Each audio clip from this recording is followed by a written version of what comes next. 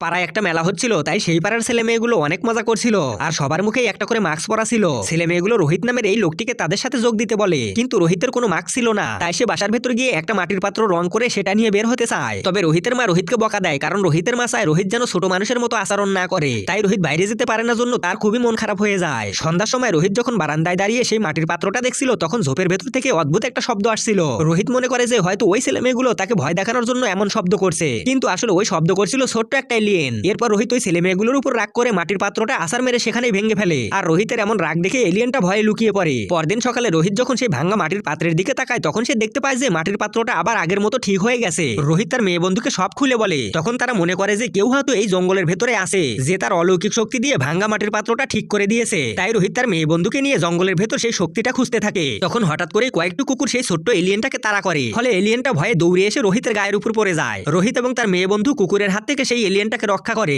তখন এলিয়েনটা তাদের বলে যে তাদের স্পেসশিপটা ভুল করে তাকে পৃথিবীতে রেখেই চলে গেছে, তাই এলিয়েনদের গ্রহে ফিরে যাওয়ার মতো তার কোনো উপায় নেই। তখন রোহিত বলে, তুমি আমাদের সাথেই থাকবে আর আমার বন্ধু হয়ে থাকবে। এটা শুনে এলিয়েনটা রোহিতের সাথে বন্ধুত্ব করে নেয়, আর এলিয়েনটা তার শক্তি দিয়ে রোহিতের হাতের আঘাত এক মুহূর্তের মধ্যে ভালো করে দেয়। এরপর থেকে এলিয়েনটা রোহিতের সাথে খুব ভালোভাবে দিন কাটাতে থাকে।